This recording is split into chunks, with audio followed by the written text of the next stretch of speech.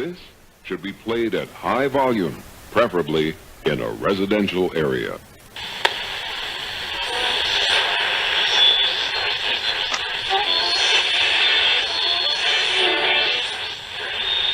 GameWorn Radio is on the air. Hey! Shelton scores! Up in the Cordova, baby! We're going bowling. Now, let's go hunt moose on a Harley. The fires, he scores! LA face with an Oakland lead. Scores!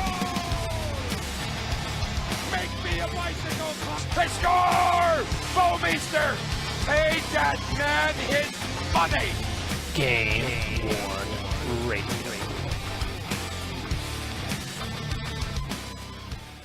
Hey everybody, it's Derek, GameWorn Radio, part of GameWorn.us, and I am with a slew of people today. We got Casey, Doc, Tom, Dan, Pete, Derek, Christensen joining us today, and we're going to be talking about the Expo that's coming up, because we're not going to have another radio show until after the Expo, but we also got a couple cool topics that we want to talk about, including, but not limited to, photo matching, the definition of some key terms that we use throughout the hobby, and even touching on letters of authenticity. So to start, I would say let's hit them with the biggest news, right?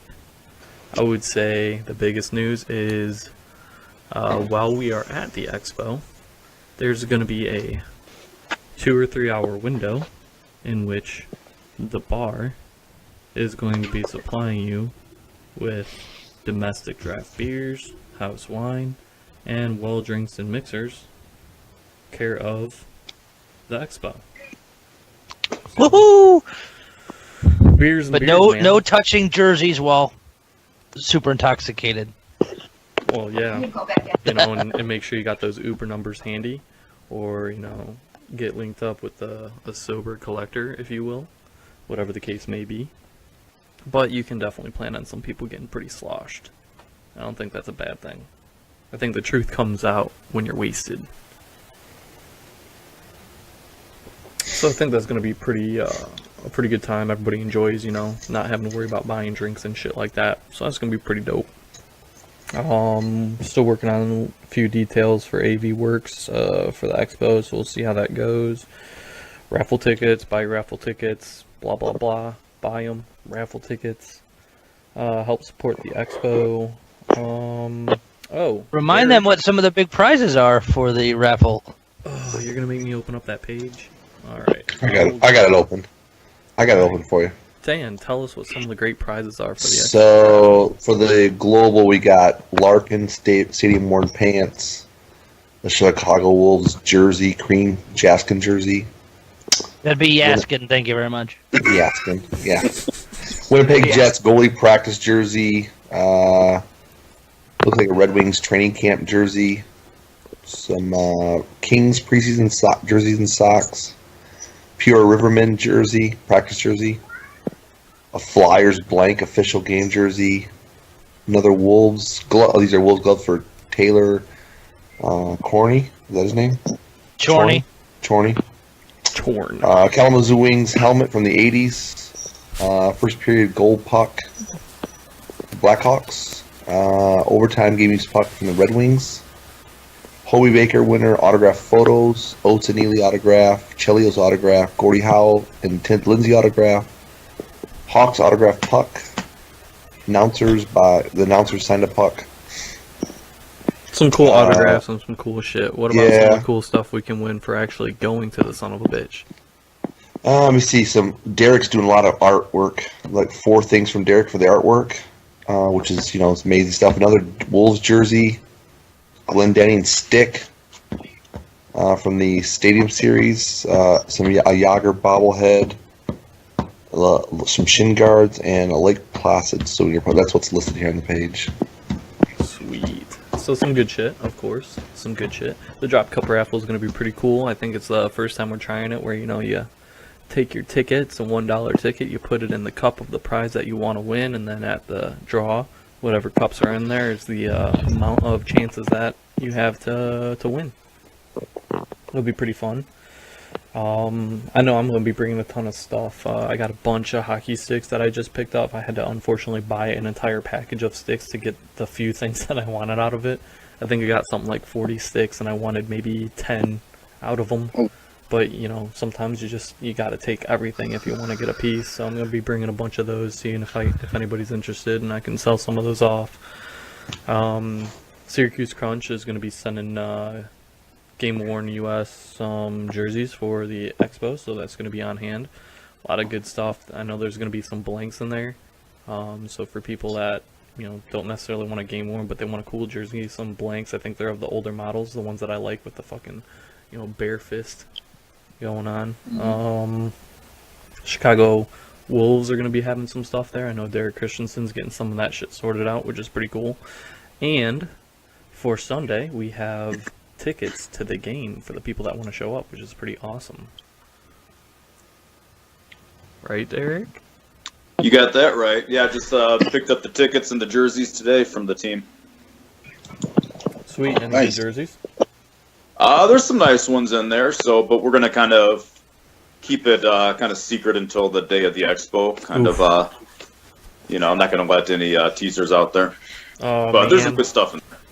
Awesome. I'm looking forward to it. That'll be a good time. Unfortunately, Casey is not going to show up, so we can wear his Marios while eating barbecue and drinking booze. And have people sign it. And have people sign all of his Marios, yeah. No response. Alright, but yeah. Sorry guys, I was on mute. Yeah, I have a response, Derek. Of course I do. I'm going to bring all my pucks, all my jerseys, all my equipment. You guys can sign them, do whatever you want, because at the end of the day... Crasby. Well, I mean, he's only the best player in the league. Oh, and Derek, I just checked. Literally, this is up to the second. The Detroit Red Wings tonight cannot eliminate the New Jersey Devils as the worst team in the National Hockey League. I thought Colorado already had that honor. Oh, I'm sorry, in the Eastern Conference. I apologize. Hey, man. We're just not the worst, alright? It's a shame, though. We could have used the pick, you know? But yeah, that's my shameless plug for the expo. That's gonna be coming up. Hopefully, we'll be able to do a live little shindig from the thing. I know we're gonna try and do the raffle drawings live and all that. That'll be a good time. All right, so on to the nitty and gritty. What do you guys want to talk about first? You want to talk about the LOAs? You want to talk about the words and phrases that we use throughout the hobby that people don't necessarily understand? Or do you want to talk about the importance of photo matching? I think two of those go hand in hand. I think we do LOAs, so. Well, let's talk about LOAs and photo matching at the same time, right? That works too. Because I know I can. Could. I actually I have. think LOAs are going to bring you your provenance, you know, or going to kind of draw whatever real. I don't even, you know. Again, it's suspect because you're not sure if the LOA is correct as far as where the provenance of the jersey comes from, but it gives you a basis, you know, of who got it, you know, whether it's a Milt Byron or anywhere else. Situation. If you got something to go on, it's great. It's better than zero to go on. You know what I'm saying? It's a start, but it is. I want to point out that is not in stone, and I'm going to show this to the people, and I'm going to show this to you. So here I have a LOA in my hand, certificate of authenticity from the Columbus Blue Jackets. This is game used memorabilia, 2013-14 game worn home jersey, number 21 James Wisniewski. And the date that it was signed by whoever signed it, right? So this is for the people. This is for you guys. Now, if I were to pair this with a white, it would have been white. It'd be white, number 21 James Wisniewski Columbus Blue Jacket jersey. Then I could probably say to some people, this is a game-worn jersey. But it might actually be an authentic, never worn by the player. That's why photo matching is very important, because this letter that I have in my hand means jack shit. Nothing. It means nothing, because it's not attached to the jersey. It doesn't tell me anything about the jersey. There's no serial number on here that says match this serial number up to a serial number located on the jersey. All it says is there's a white jersey out there that has James Wisniewski's name on the back that was worn by him. Now, which white James Wisniewski jersey is the one that was worn by him out of the hundreds of thousands that are out there? Which one goes with this? I don't know. That's why this is dog shit. And depending on the team, they suck horribly. And even and I can give you an example from one of my buddies who's bought several through Fanatics. He bought jerseys that they listed on the site or on eBay as issued, and the certificate says issued. And when he got them, there's a bunch of repairs and shit all over it. Oh, yeah, well, don't get me started on Fanatics, man, because my Jared Carroll back here that, was the starting goaltender for the Detroit Red Wings, every single Jared Carroll they have is listed as player issue. Really? But that's a benefit for you, though, because they'd be selling at lower prices, whereas... I got mine from the team. It wasn't lower price. Yeah, you got yours from the team. But I've seen it even some of the Blues jerseys, the older ones when the team did them, would say issued, and it's like they mix the words interchangeably. Sometimes it would say worn, sometimes it would say issued, and you could prove without a doubt that they were worn. Every team seems to use wording differently, but at least in the Blues and in a lot of others, and I know your other collectors, you guys can back me up, is a lot of the COAs do have a serial number, like the Blues has they have a tag on the inside, and the number matches up. So at least in those cases, yes, you can corroborate it. In the case of that Blue Jackets, that's a piece of crap. Now, here, more and more, yes, the serial number is getting good and whatnot, but, alright, so, I ain't picking on my gray, so nobody think of that, but their thing is stitched in there, right? So maybe I buy a high-end jersey, I take the stitching out, and then I sew the son of a bitch into a different jersey, and all of a sudden, this not real jersey is all of a sudden a real jersey because it's got the migrate tag in there stitched in the hem where it's supposed to be, because I removed it from the real one and put it on this other one. And there was a big debate, and I think several of you guys commented on it as well, guys that were buying low-end migrate jerseys, changing the numbers out and and they weren't selling them as that player. They were at least making that clear, but they were leaving the migrate tag in it. And if you ran the serial number, it was for some low-end guy, but it was, and I can't remember what player it was, but it was some high-end player. They stripped the bar and changed the numbers and that around to make it a worn jersey, but it just has that better player's name on it, but the migrate tag's still in it. Now, and there was a lot of debate going both directions on that one. Some of the LOAs are good. I mean, let's take a look at what they do in Winnipeg. Pat Lilly is part of that. They take a photo of the jersey and any significant wear on it, and they put it on the LOA. So now you can say, this jersey that has this wear and this shit going on with it is the jersey we're talking about in this LOA. Other people that issue out LOAs, they actually describe the jersey. It's going to have a mark here and a repair here and this there. So those things aren't exactly worthless, but the ones that are completely blank, worthless. And I completely agree, Derek. When you're dealing with letters of authenticity, and the generic ones, I tend to side with Pete from a provenance standpoint, in that you want to know ultimately where it came from. Now, as it relates to a letter, I really don't care who wrote a letter for the shirt. The item itself speaks for itself. The letter is not going to make it any more real, and it's not going to make it any more fake if the item itself is real or fake. But it's a part of the entire provenance picture. Now, when I first started issuing LOAs through my site at Penguins Chronicles, I made sure that every single letter had photos of the item, as well as at least 3 pictures whenever I could of the detail of the wear, the tags, a repair, a mark, something that distinguishes it from any other jersey. And I think that's really what sets certain LOAs apart. Now, My Gray, theirs is a generic letter of authenticity. Do I trust My Gray? Absolutely. But I don't need their letter to prove anything in my collection. And there's a certain comfort level that collectors have around the entire certificate or letter of authenticity, and it's a blind comfort, in my opinion. I remember when Doug Reisinger back in the 90s, early 2000s would handwrite every single detail on a jersey that he sold.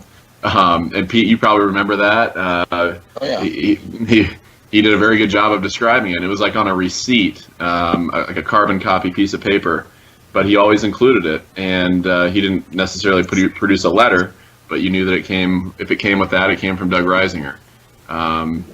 Yeah, so letters ultimately are about the equivalent of toilet paper at the end of the day. So take it for what it's worth, but some letters are better than others. That'll give you a good place to start your research. Well, that's like I had a couple of years ago, or a year ago. My son decided to color all over an LOA that I had, and I contacted the team like, yeah, sure, we'll print you another one up right now. So that was kind of my experience with them was like, oh, so it's not a big deal that you could just come up with this for no reason without really knowing what jersey I just told you without telling you. The teams will write them, they don't give a shit. I love the ones that are like player LOAs. Like, I went back to the player that wore this, and he wrote this LOA. It's like, you don't fucking know what he wore. I go buy a jersey in the store and give it to him and be like, oh yeah, I put that on. They don't fucking know. I got a good one for an LOA from a player. So he's a known player, and he obviously had a teammate's jersey. I bought it, and he just writes, "GameWorn jersey signed. This was worn. This was worn. This is a GameWorn jersey," and then he signs it, and that's it. And that's why I tend to write LOAs and send them or email them to players to sign if they're okay with them. It just shows that they're transferring. I put my name, address on there so that it shows they're transferring ownership without compensation of anything mentioned.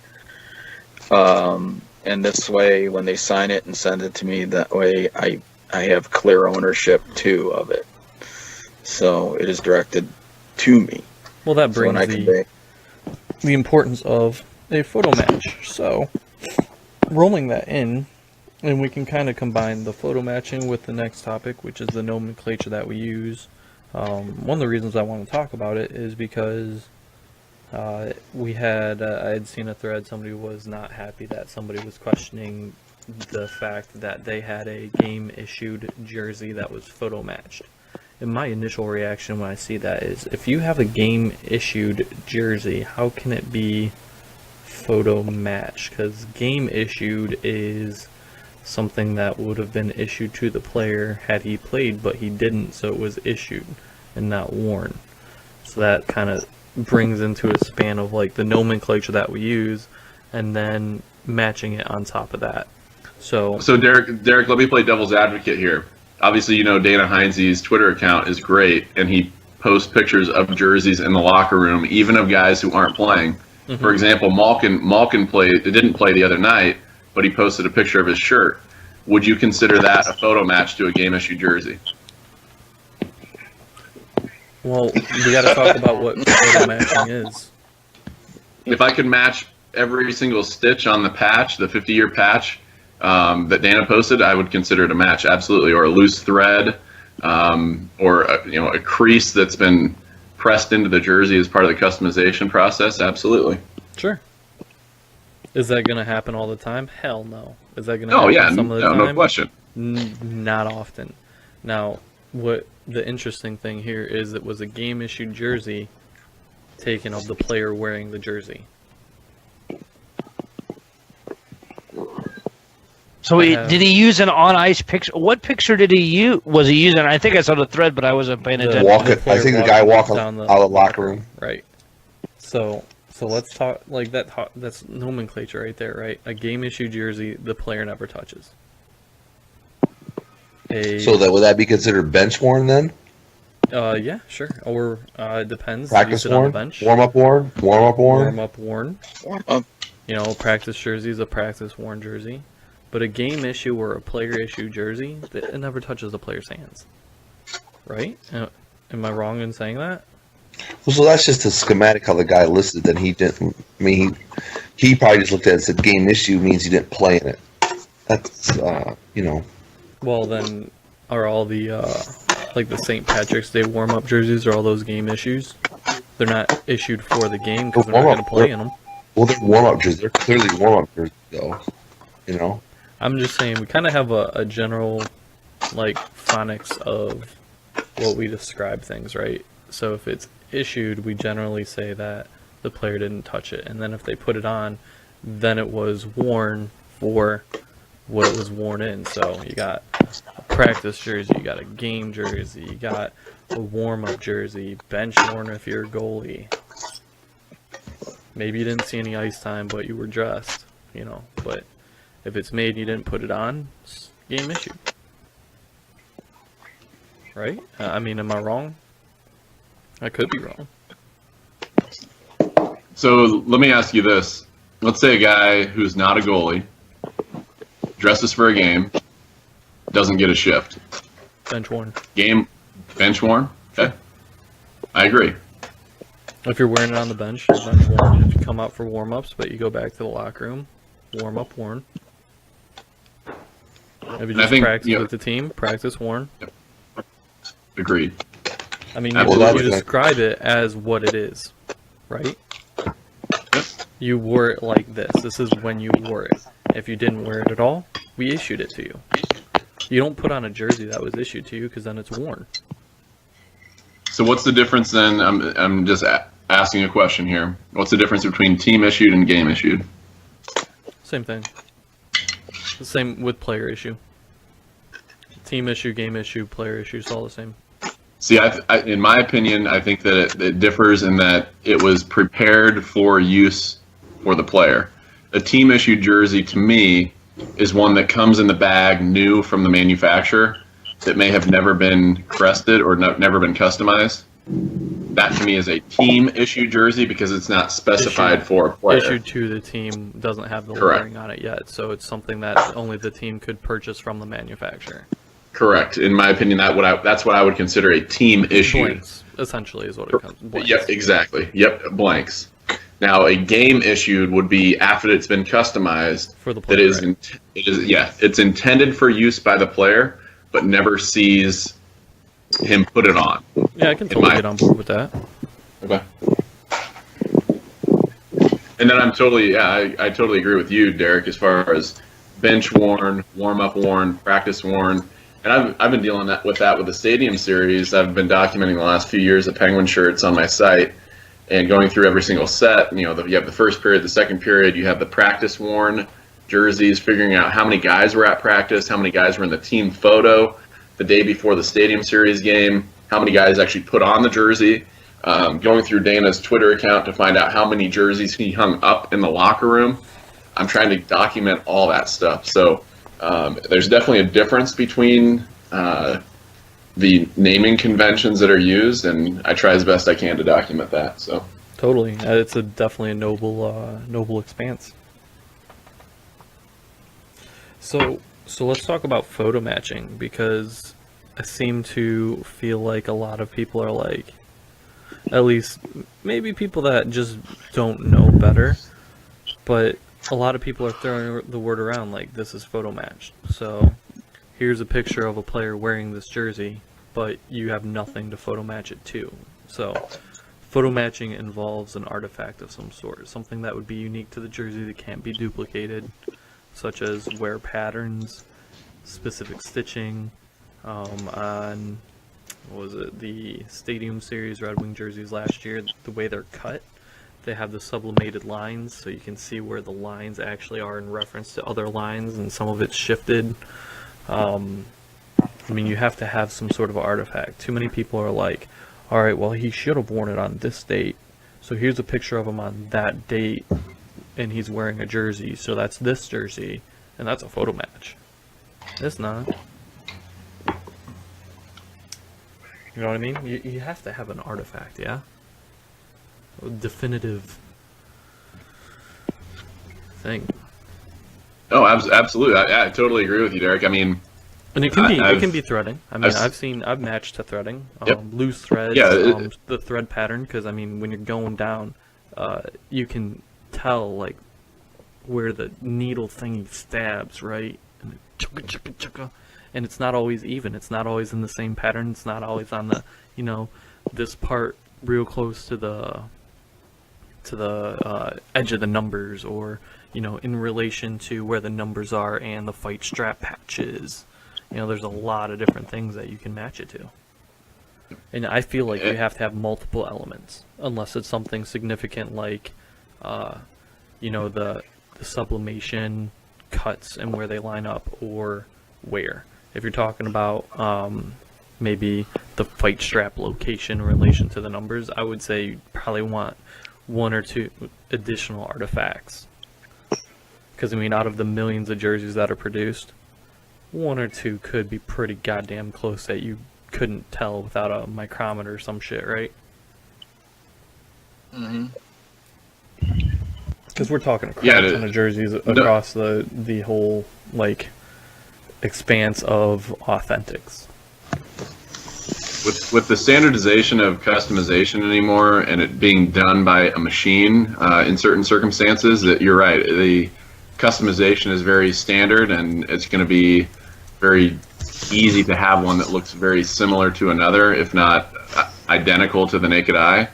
One of the things that I pay attention to, especially on newer shirts, looking at Sidney Crosby as he goes throughout the course of the year, if I'm trying to match one of his shirts, I'll look at stitching patterns too. You'll get overstitch, from black to white, or you'll get an error in the stitching where it overlaps into the white in certain areas, and I'll take a look at that. Loose stitching, but you're right, known artifacts. I know going back to like 2005, 2006, when they were sewing the new NHL logo over the old NHL logo, you could pick up on where that NHL logo was on the hem seam, because the hem seam was a different color than the actual jersey itself, so you could pick up height in that regard. So that's one piece of the puzzle, but in my opinion, there's no better way to authenticate jerseys than actually looking at jerseys being worn on the ice. And thank goodness for high definition video and games being televised, because it's so easy, right? You can follow a jersey throughout the course of a half a season and see the same marks on it every single game. Definitely. Yep, very true. All right. So, quick story. So I'm working right now. I purchased a stick from a guy who is within the Penguins organization, not with the pro team, but it was a Sidney Crosby stick. Fake. That yeah, exactly. It's definitely fake. A fake Crosby stick is worth 4 times as much as a real Glendenning stick. I know that much. Listen to this fucking hater. Wow. Somebody's an ass. So anyway. Hey, Francis. Hey, what's up? How's it going, man? What's up, Francis? What's up, guys? How are you? Good. Glad you could join, man. Yeah. So my first time on Skype. Scott Trafficani helped me do it. Perfect. Oh yeah, we see you, boss. We see you. Yeah, buddy. Yeah. I can only see one person. Who is Cheese Thunder? Cheese Thunder. Yeah. Oh, that's Tom. Yeah. Yeah. What about me? He's smiling. Is that him?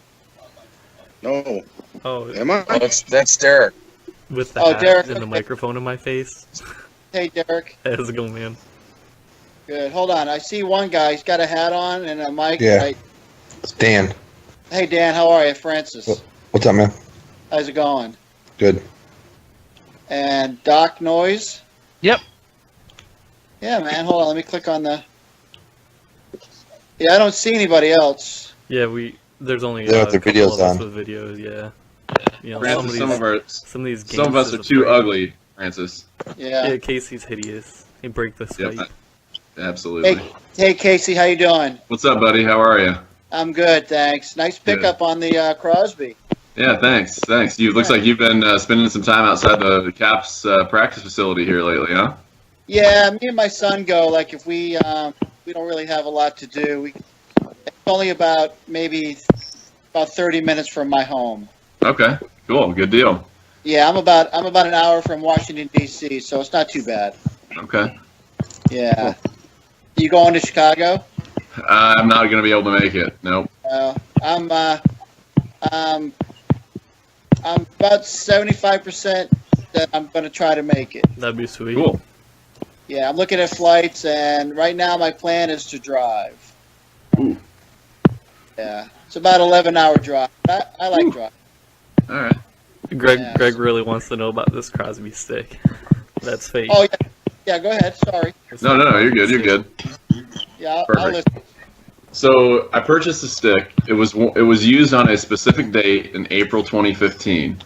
The stick was obtained right after the game, directly from Crosby. Now, obviously, he uses multiple sticks. He tapes multiple sticks before every game, but he travels with 5 sticks.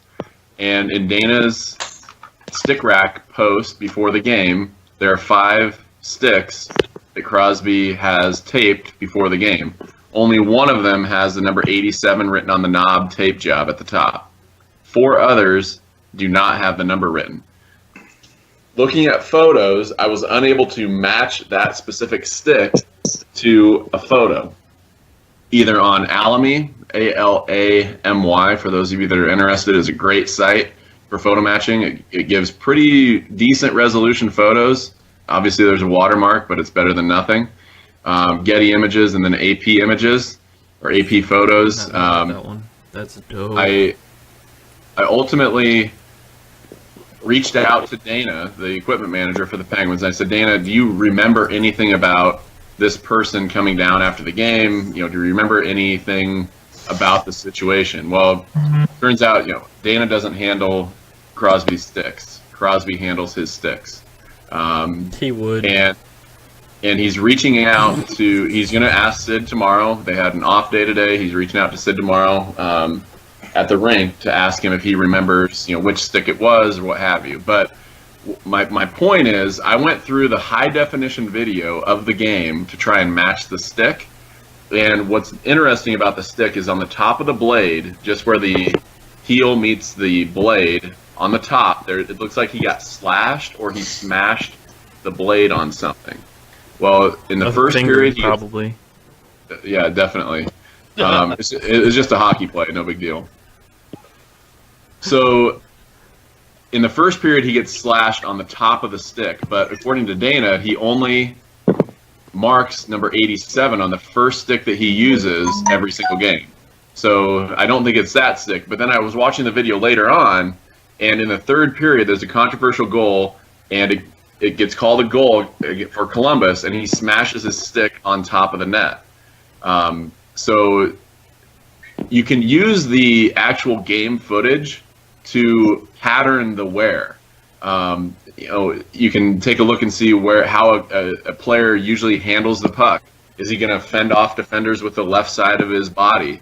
You're going to see generally more wear on the left side than you would the right side for a right-handed shot. That's just the way that it goes. So you need to understand the way that the game is played and how these players use their equipment sometimes, and actually, pay attention to the game that's going on and what's happening with their equipment throughout the game to be able to make educated decisions on whether or not something could potentially even be a match.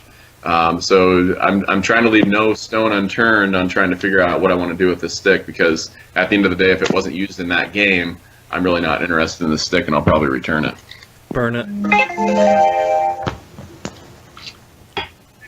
Somebody needs to bid on their eBay auction. Wasn't that? Man, just because you know that sound coming from eBay's mobile app is a little bit on the scary side. Damn right. Who doesn't know that sound? Me? I don't like the eBay. If Yeah, but you know it, if though. Marco was here, he'd call it e-gay. Mark was gay though. So Derek, let's talk about like what resources are out there as far as matching goes. Like, fill me in on what you guys use to match some of your stuff. Well, I'll tell you what I used to use. So there used to be some underground networks for Getty images, but those have all dried up because Getty's gone insane and started fucking with everyone, so you can't use that anymore. So now I have to use their little shitty thumbnails that don't. Well, Derek, with all due respect, the underground network was fucking with Getty Images' business model. So I know. I don't think, Derek. Let me ask you: if you were the CEO of Getty Images and people were stealing images for $2 and not paying the full license agreement, would you be pissed off? There's two sides. No, I'd answer the question. Would you be pissed off? As a CEO, yes. As a consumer, okay. Exactly. So you have to see it. You're right. I mean, so, I'm a businessman. I understand business completely, but I can still be pissed as a consumer because I'm not going to pay fucking $600 for a goddamn picture. And I understand that. Personal use and not editorial use. Their entire business model is around editorial use, not personal use. We're here trying to use it as reference. We would gladly play, a small amount subscription just so we can reference something in high resolution. But they don't give a shit about us because we're not part of their grand scheme. Their grand scheme is getting $600 fucking for some buttfuck website that's gonna post an editorial and needs a quick picture. But I would say, and I'm not arguing with you on that, but I would say that they have been screwed out of tens, if not hundreds of thousands of dollars by what was going on with those images. I wouldn't even say so, because the people that are buying those images wouldn't have bought them at the $600 price point anyway. But what if they were $20 a piece? They're not $20 a piece. No, but what if they were? What if they charged $20 a piece? Then they're missing out on $17 worth of revenue per image that they would have gotten had they not been going through the underground market. Sounds like a flawed business plan. Well, that's why they corrected it and made sure that no one could get their images anymore. And people don't use them now, so there's that. Oh, I still use them. Absolutely. There's a little watermark on there, but when I pull up the preview image, I right-click, open it. Yeah, I know it's not big enough sometimes, but if you have a vertically oriented photo on Getty Images, right-click, open in a new tab on that image, and you'll get a larger size.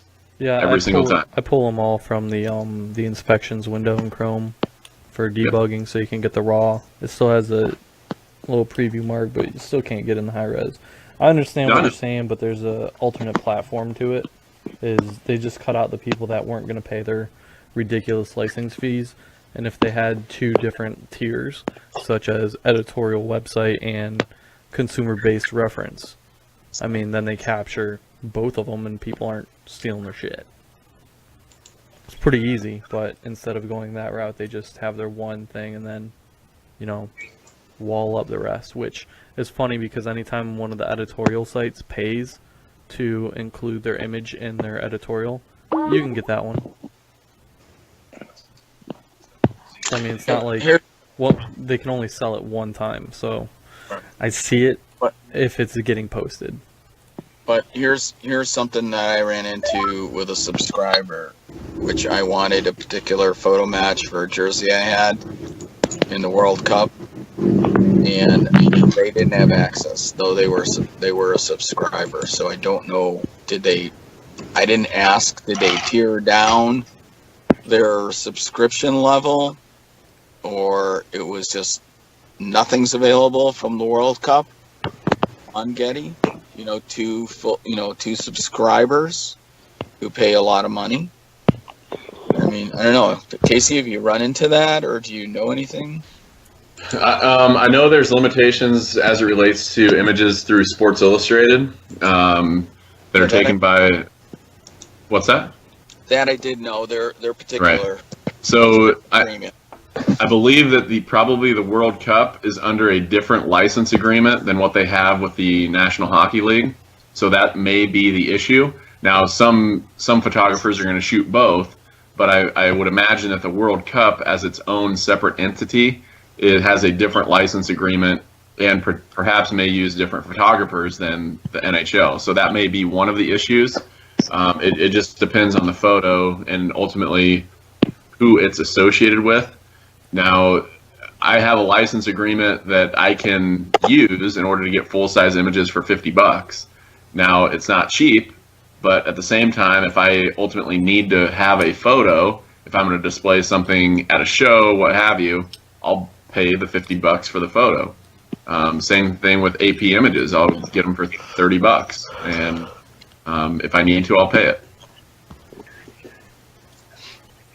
Now, some of the other references that I used to use was the NHL Vault, back when that was the thing, before NHL.TV took over. And Yep. they had a lot of the recent games, 07, 08 in forward in high def. Mm-hmm. And I mean, that was a fantastic resource to video match. You might have seen my Nyquist hat trick jersey that I was able to video match off of that. That was pretty cool, but they shut that down when NHL went to the MLB platform, which is NHL TV. So the vault went away, and that was really unfortunate. Hey, Kurt.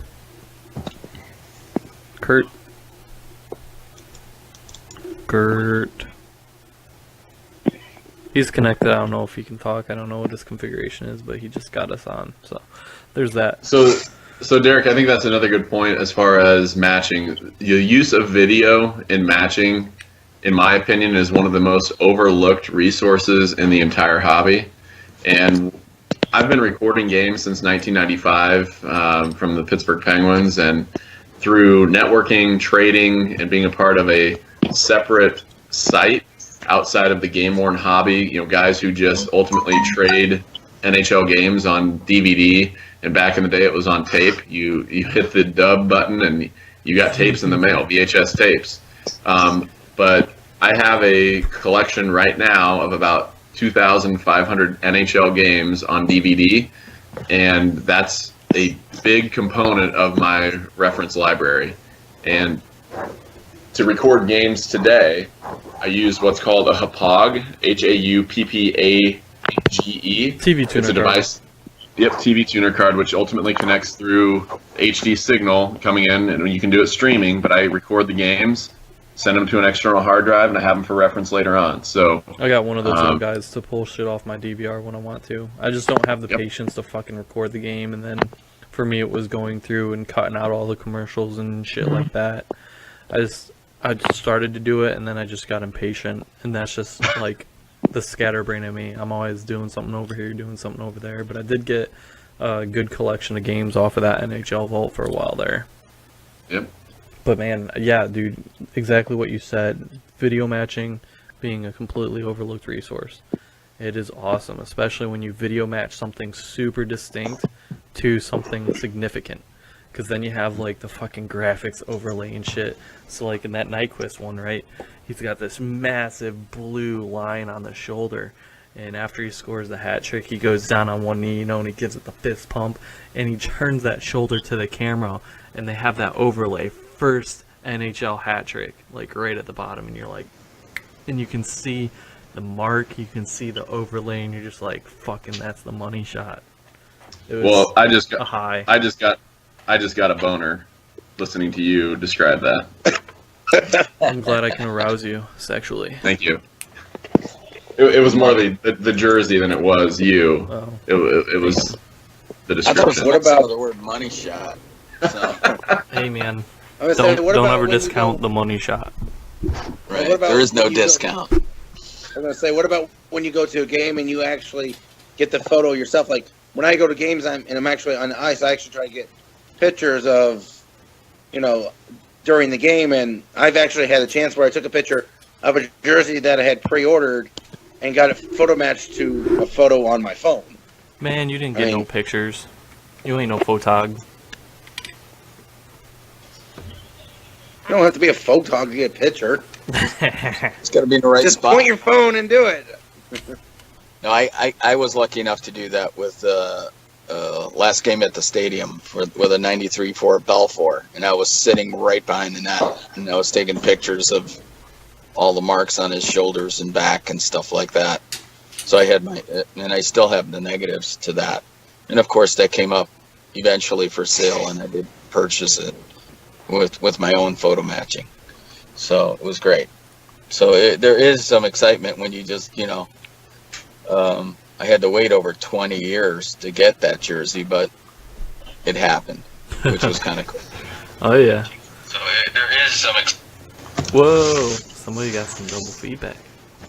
No, it's on the Facebook feed right now. Yeah. I see it. Yeah, but oh man, there's Okay, amazing photo match or video match, man. There's let's keep talking about. Yeah, let's keep talking about resources, though, because Getty Images is probably the tried and true way for newer stuff to find matches. But what else? I mean, what else do you guys use? All my shit's dead. I mean, all I do is do the Getty preview images now. I do Google searches. If the team has an Instagram, you might be able to find some shit on their Instagram, especially for lower leagues. And I think more and more with those resources drying up, I'm going back to the old way that I used to photo match stuff: hockey cards, magazines, yeah. the NHL yearbook, programs, yearbooks, media Game photos, guides, game calendars. photos, calendars. Yep, absolutely. They're still offering. They're based off of high def, high resolution photos.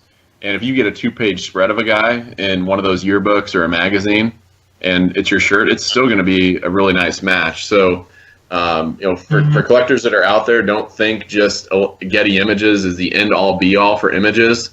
Getty Images is the supplier to card companies, to magazines, to calendars, team resources, programs, etc. So think outside the box when you're looking at photos and trying to get a high-resolution image. Going back before 2000, 97, 98 roughly, there's not a whole lot out there for Getty Images unless there's been a specific request in the past. So that's why I built out my program collection. I built out my calendar collection, yearbooks, everything that I could get publication-wise for my team, I use as reference. And Pete, I think that you could attest to that as far as going back to the earlier days in 70s, 80s, 90s, even before then. 30s, 40s, yeah. I got pictures of all kinds of weird pictures that I just pick up when I see them. And stuff like that. Even if they don't make sense, I know what they are, and I'll figure it out later. I just know I need it because I'll never see it again. Yep. I remember that Bobby Hull jersey. I think that Pete, you still own it, signed on the front, but Leland's auctioned it off, and I had matched it to a book at one point, and then I saw a Hockey World magazine that had a great picture on the front with showing the huge marks below the crest. So you never know what you're going to find. You just need to keep an eye out for it. Yeah, eBay is a huge resource too. Yeah, it's photo matched to at least three front magazine covers, and in 3 or 4 hard books that I have. Remember the Golden Jet hockey? I think it was something Hockey Heroes Illustrated. Fans right behind me here, and that's his first career hat trick. A big cover like that, and again, 71 All-Star card is also the jersey as well. Oh, okay, cool. Photo match to that. So I mean, and that's some crappy photos. I mean, but there's distinct photo matching of a blue and a red mark along his left hip, that when he's got that patented twist or turn that he does, and he's always showing that left hip, and there's huge color slash marks there. I mean, there's some cool stuff. And again, I mean, even with the Al Arbor jersey, it's in the team photo. I got 11 by 14 team photo that it'll be out at the show, and it clearly shows the double tackle twill arm numbers sewn right into sewn down into the stripes, not on top of the stripes, of the arms there. So it'll be pretty cool. Plus, there'll be a surprise Stanley Cup jersey there. That will be stolen. If it is, I'll be crying. So, but again, it's one of those things where there's going to be some great stuff you got there. Photo matching is obviously the best way to showcase all your items. I don't necessarily go on photo matching. I go more on I'm a little more in depth with sewing patterns of certain eras and years that I know. And right now it's like I keep those things as in my arsenal of authenticating. So I know what I'm buying because there's certain things were done a certain way.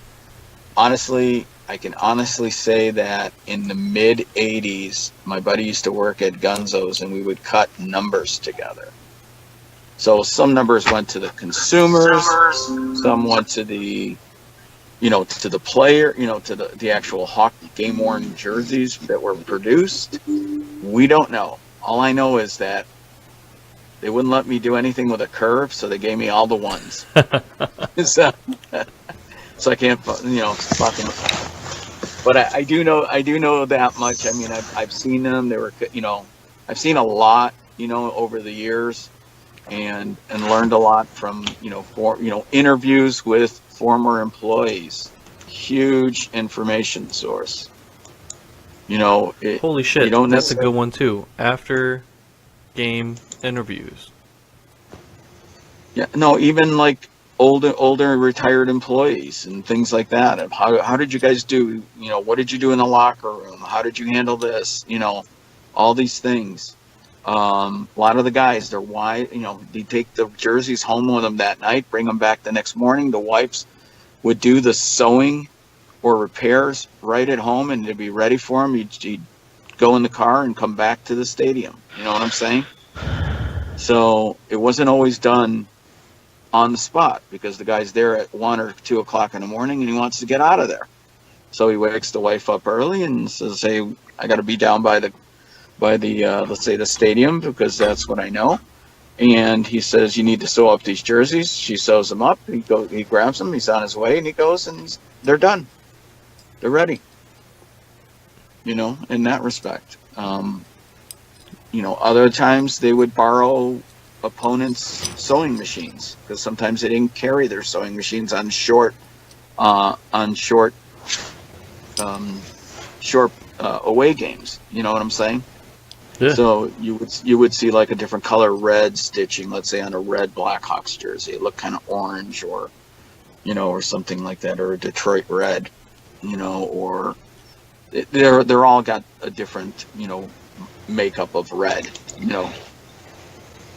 So there's a lot of reasons why certain things were done, and that's why you can sometimes photo match just from that distinct scenarios. And again, I think that all avenues, wherever you can get them, it doesn't even matter where you get them. I mean, there are sometimes I waited 8 years to match a 69-70 Bobby Hull or Dennis Hull, and I bought the magazine from a guy in London, England, off of eBay, your favorite store, Derek. So I love again, eBay. I mean, where do you find them on a timely basis? If you're patient enough, there is a photo out there. It's just a matter of time and patience too. Photo matching, man. Gotta do it. LOAs are garbage. They're really Yeah, and I want to expand on, I think, Derek, you had mentioned between period interviews or after the game interviews. And for my 1992 Lemieux Stanley Cup final shirt, I had never been able to match a huge white board burn that goes through the right sleeve, number 6. And I was watching the CBC broadcast of Game 2, and I had to wait until I tried until the very end of the game to get a close-up shot of that right sleeve number, and I was never able to do it.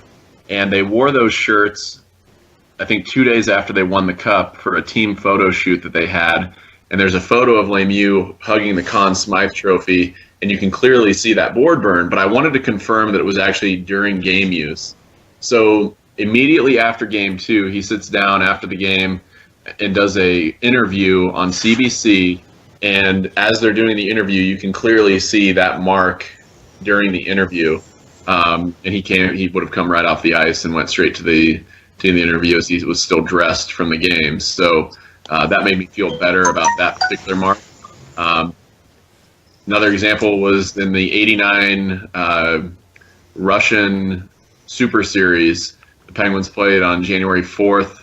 I believe the Soviet Red Army or Central Army, and between periods you can clearly see board burns on Lemieux's cuff that are the same marks as the '88-'89 shirt that I have that he wore 4 days prior when he scored 5 goals 5 different ways. So those videos, in my opinion, are some of the best resources that collectors can have as far as matching.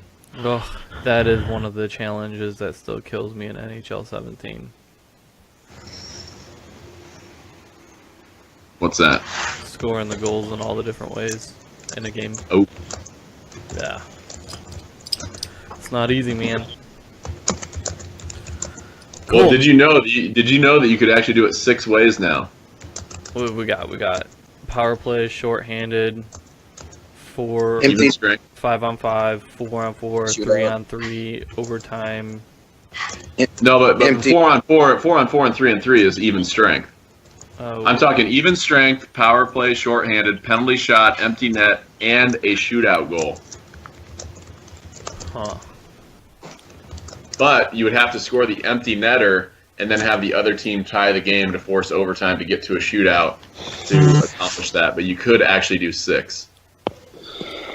That or have them do like an own goal and get credited for it. Yeah. For the empty netter on like delayed power play. That's true. But it wouldn't be an empty. Well, yeah, it would be an empty net, right? Yeah. But it wouldn't matter. I mean, you're still gonna have to come back 2 goals with probably a minute left in order to tie the game. So. It's true. Anybody else have any final thoughts for tonight? We didn't hear much from Derek. Derek, are you with us? Are you? Yeah, I'm still here, man. Yeah. Just working out some Expo stuff. Yeah, still sorting through stuff, and yeah, I'm excited to meet everybody. So should be a good time. Secret jerseys. I'm sorry, what's that? Secret jerseys. Getting to oogle them all. Yeah, get the secret before we jerseys know. out. Hopefully, people try and win some of my artwork too. So. Hell yeah. Man, you got some good stuff coming out. I don't know if anybody out there is listening, but definitely like Derek's page, Derek Christensen's Reclaimed Creations. If you I know there's been some stuff posted on the. I know there's been some stuff posted on the page, the other day or so, but there are more than one people to go to for license plate art, so just keep that in mind. Yeah, definitely. You do some fantastic work. I hope I win a piece. But yeah, dude, most of the people here are people going to see at the show. The only person who's not going to be there, unfortunately, is Casey, because he's bitching out. But that's fine. We expected that out of Penguins fans, man. Dude, watch your fucking mouth. Oh, you Penguins fans? I'll just whine about it. That's what most Penguin fans do anyway. They whine. Hey, you see how much shit Casey gives everybody on the forums. We got to give him a little jab on the ribs here and there. Hey, when my team's playing in June and yours isn't, we'll see who's talking then. All right. I'll still be talking. I don't care. I don't think we're gonna have to wait that long, Case, to jab them. Yeah, we don't have much of April coming up here. You can get them next month. Yeah, that is true for all the Red Wings. Hey, is equipment sale earlier this year, Derek? So since they don't make the playoffs, or it's gonna be earlier this year. Price so how's that? Is just expensive though. So how's that work when the weather's a little colder? Do you bundle up, wear a stocking hat, gloves for the couple nights that you camp out before the equipment sale, or? Him and Steven will just snuggle together probably. Oh, I mean, perfect. he's got that dad bod. Keep anybody warm. Do you know how many sets they're wearing, Derek? Usually one. Just one set throughout the whole season? Yep. And what they've been doing for the previous seasons is when they switch over to the playoff set, if they only go one round, which is, generally what we do is one round, then they recycle that into the set ones for next year. or no round. Wow. Yeah, hey. set one with 3 patches on it. Good luck on those. You don't have to worry about recycling this year, baby. Nope. Nope. Well, they got the Bring- new Adidas bring ones coming all out the, next year actually, anyway. all the teams. Yeah, all the everybody's teams will be selling all their wearing shit these this year. sweaters. It's gonna be a fucking Yep. flood this year. Good. Maybe keep prices down. Hell no. Prices are just gonna be as crazy as ever. I guarantee you this. And how many different design or fabric setups will Adidas go through? You think before they find 2? one that's just perfect? 3. Oh, you mean like models, not styles. Like Reebok did with their Edge clusterfucks. 1.0, Edge 2.0, yeah. I say it's 3.